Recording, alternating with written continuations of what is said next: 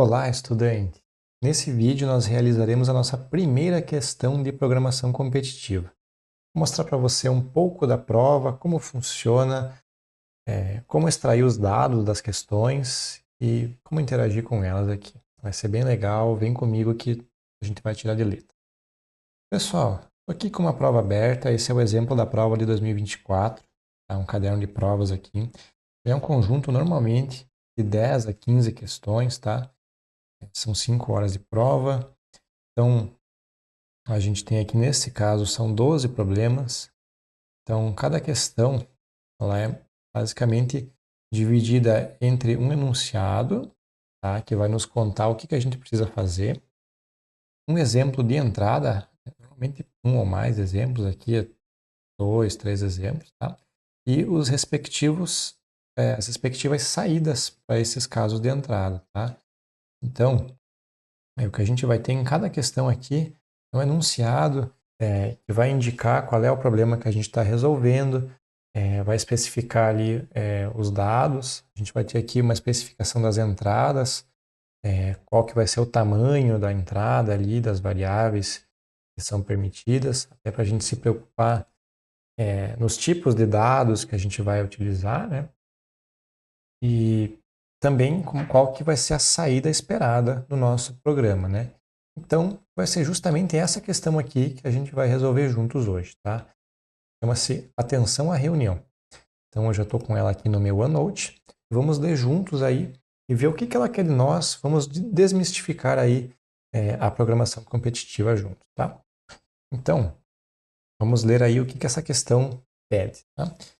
Então, atenção à reunião. Vinícius está em uma reunião da diretoria do Instituto de Consultoria de Palestras e Comentários, CPC, pensando que seria muito bom se os membros da diretoria fossem mais concisos e mantivessem suas falas dentro do tempo definido para cada diretor, para que a reunião terminasse antes do almoço.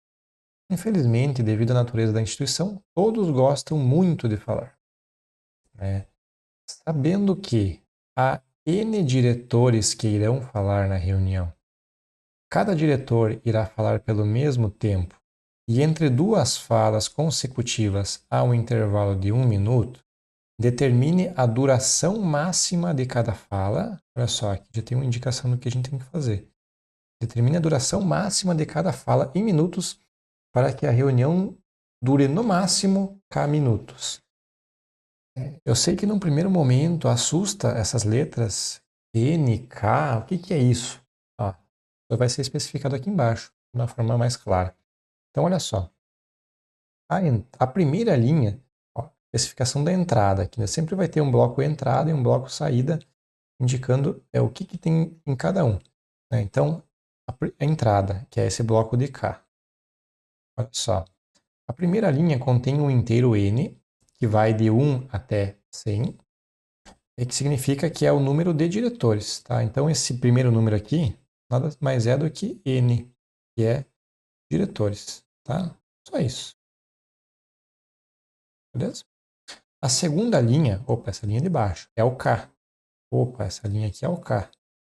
E ela vai de 1 até 1000, e o K é sempre maior que o N, ou seja, eu sempre vou ter mais minutos. Oh, desculpa, né? Já tinha lido aqui, né? O que é o K? O K ela é a duração máxima da reunião, né? Ou seja, a minha duração máxima ela vai de 1 até 1000 minutos e essa minha duração é maior do que o meu número de diretores, tá? E o que isso significa na prática? Isso aqui, ó. A fala de cada diretor tem duração de pelo menos 1 minuto.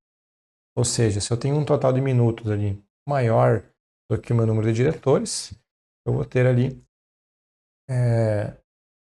considerando também a questão do intervalo, né, eu vou ter uma quantidade de pelo menos 1 minuto de cada diretor falando, tá? É isso que ele está falando na entrada. Saída. Seu programa deve produzir uma única linha contendo um único inteiro, tá? Um único inteiro, indicando a duração da fala de cada membro da diretoria em minutos, tá? Então, olha só, essa questão ela tem inclusive um exemplo, tá? A explicação do exemplo, tá? Como as questões trazem isso, é bem bacana a gente pensar junto com esse exemplo. Então, olha só, explicação do exemplo 1. Há 7 diretores, né, é isso que ele está falando aqui, E a duração máxima da reunião é 120 minutos, é o nosso caso. Esse aqui é o total. Né? Se cada diretor falar por 16 minutos, que é o caso que ele deu a saída, teremos 16 vezes 7, né? 112 minutos, pessoal falando, né? 16 de cada diretor, vezes 7 diretores, 112. Como há 6 intervalos entre as falas, cada intervalo tem duração de 1 minuto. Total são 118 minutos. Note que, nesse caso, 2 minutos do tempo da reunião não são utilizados e que se as falas fossem superiores a 16 minutos, o tempo total superaria o tempo limite, né, de 120 minutos. Ou seja, se eu fizesse 17 vezes 7, eu já teria 70, 119, mais os 6 minutos do intervalo seriam 125, né? É isso que ele está falando aqui. Ou seja, já iria superar o total, né? Então eu tenho que pensar num algoritmo que me permita dar esse resultado com base numa entrada específica ali de diretores e de minutos. Né? O que a gente pode pensar nessa questão? Né? Eu vou colocar 7, 120, a saída 16. Vamos pensar aqui no seguinte, né? Tenho 7, 120 e a minha saída aqui é 16. Como é que eu posso pensar nisso, né? Bom, se eu tenho 7 diretores, olha só, eu tenho aqui, por exemplo, o primeiro diretor, vou colocar aqui, fazer uma pessoinha aqui, tem o primeiro diretor. A partir do momento que eu adiciono um segundo diretor aqui para falar, eu tenho que colocar 1 minuto de intervalo entre eles, certo? Ah, eu coloco o terceiro, eu coloco mais um. Então percebe que vai se formando um padrão aqui, né? E a partir do segundo, né, cada diretor novo que eu vai falar, eu tenho 1 minuto a mais, né? Então, nesse caso, a gente pode pensar que, bom, para 7 diretores eu vou ter 6 intervalos, né? Que é o que a gente viu ali, né? Como se eu fosse assim, né? Eu tenho na minha mão aqui 4 diretores, eu tenho 3 vãos aqui, né? Então, cada um desses vãos seria como um intervalo entre as falas deles, né? Então, eu tenho 6 intervalos. Esse é um primeiro ponto. Que ele vai ser sempre esse primeiro número aqui de diretores menos 1, certo? Então, seria o N diretores, por exemplo. Diretores menos 1, né? Esse é o meu intervalo, certo? É um ponto importante. Por quê? O meu tempo livre disponível ali vai ser o meu total, né? Que nesse caso é o 120, menos esse tempo dos intervalos, na verdade. Então, eu vou fazer, por exemplo, 120 menos esse cara aqui, né? E aqui, muito cuidado com parênteses, tá, pessoal? Olha só. Ó, se eu faço simplesmente assim, olha que situação. Isso daqui é completamente diferente disso, por causa desse cara aqui, ó, desse menos.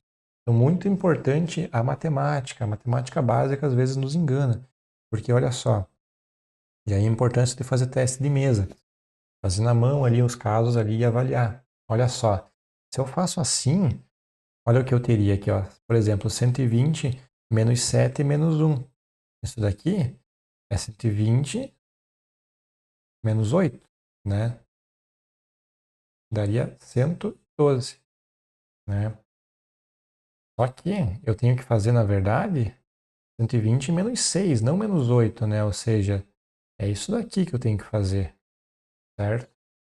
Porque é esse bloco inteiro de n diretores menos 1 que eu tenho que subtrair, né? Então, por isso, parênteses.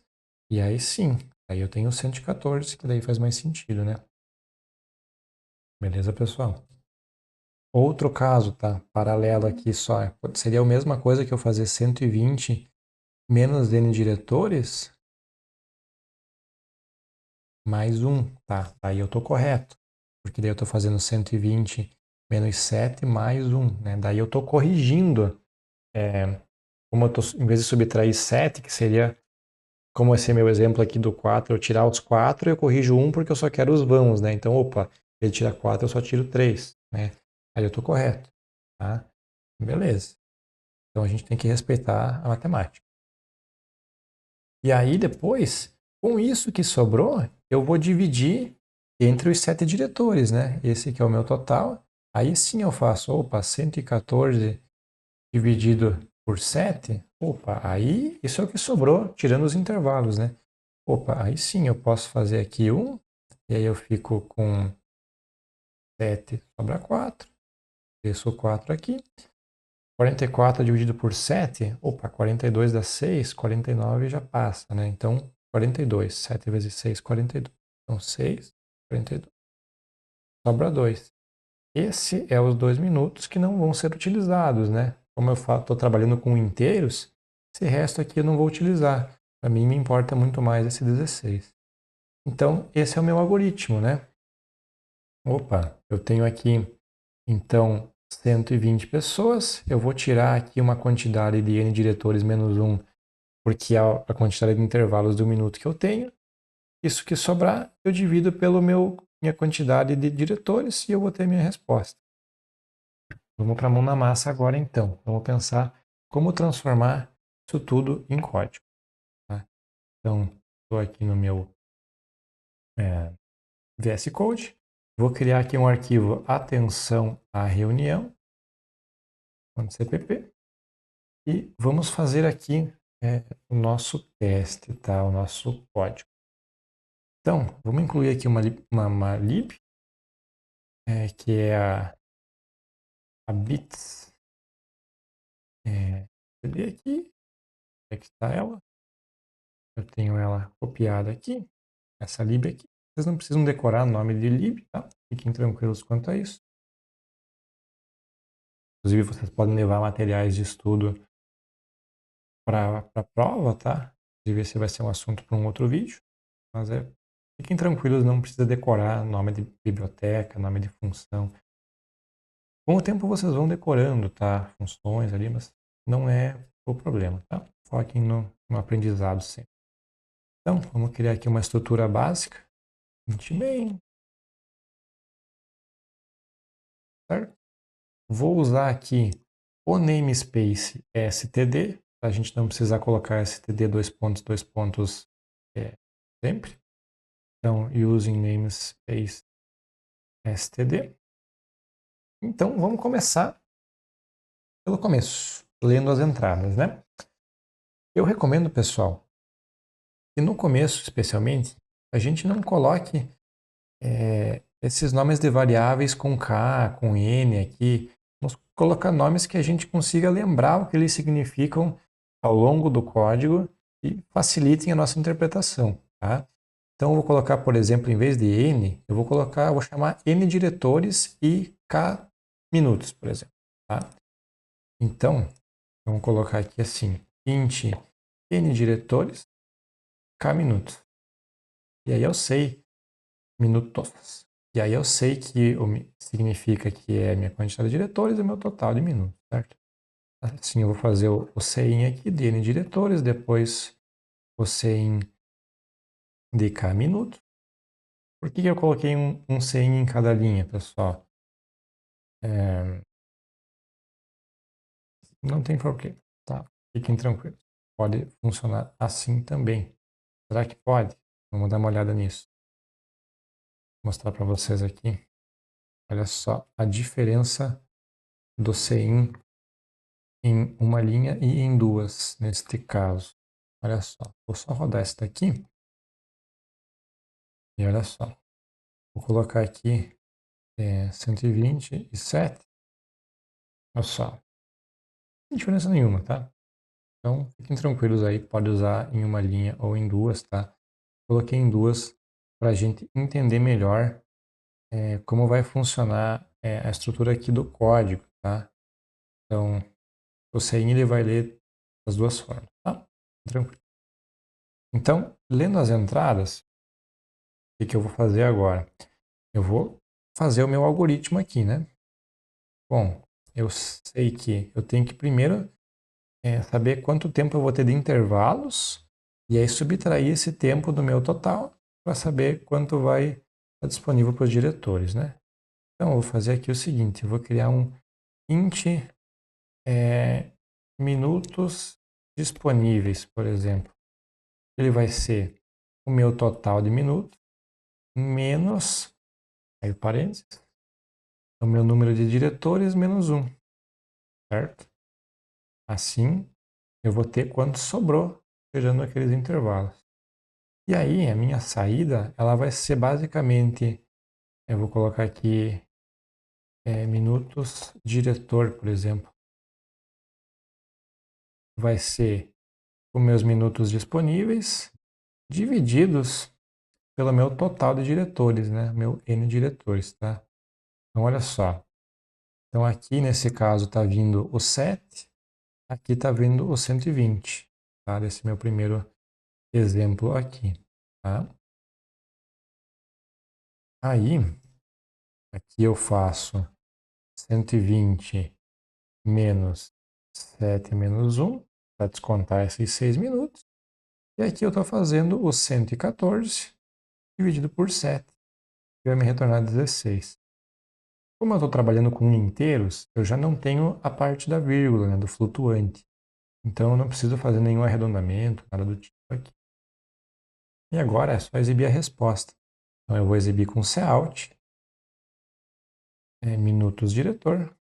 E aí eu preciso colocar aqui uma quebra de linha, tá? Porque esse é o formato que os interpretadores ali de maratona utilizam, né? Os juízes online, que a gente chama, que são scripts que avaliam a prova, né? Então você submete o teu arquivo lá, eles rodam os testes de forma autônoma.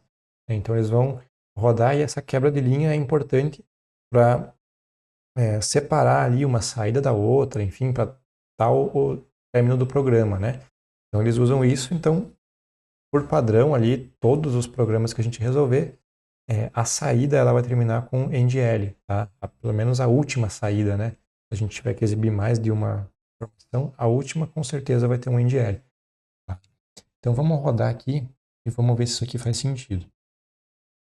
Vou rodar aqui para nós nosso código. Vamos testar aqui com o 7 e 120. Olha só, 16. Vamos rodar aqui com o segundo caso, que era 1 e 10.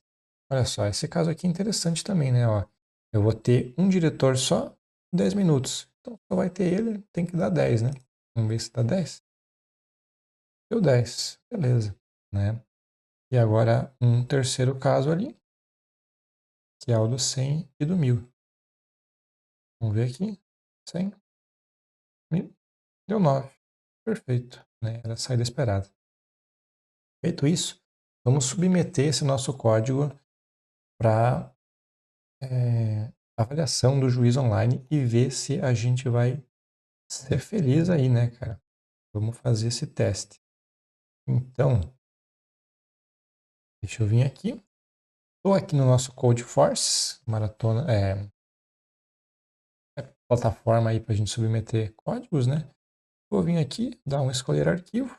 Já copiei aqui o nosso caminho. Vou colocar a nossa questão aqui e vamos ver o que dá para a gente, né? Então, submeti aqui a questão. Tomei um compilation error. Por que eu tomei um compilation error? Submeti na linguagem errada. Claro, tem que submeter no G++20, que é a linguagem que a gente está utilizando. Né? Sempre importante você ter atenção em qual linguagem você está submetendo o seu código. Né? Se você marcar ali Python e mandar um C++, ele vai dar erro. Sabe a linguagem que você fez. Então, vamos avaliar aqui como ele se comporta. Né? Rodou teste 2, 3, 4, passou. Então, tivemos aí o nosso primeiro accepted da nossa jornada aí de programação competitiva, tá? Espero que vocês tenham gostado desse vídeo aí. Quaisquer dúvidas, deixem nos comentários, nos acionem aí e vamos juntos aí construir esse conhecimento em algoritmos, estruturas de dados aí, programação competitiva, pessoal. Um abraço.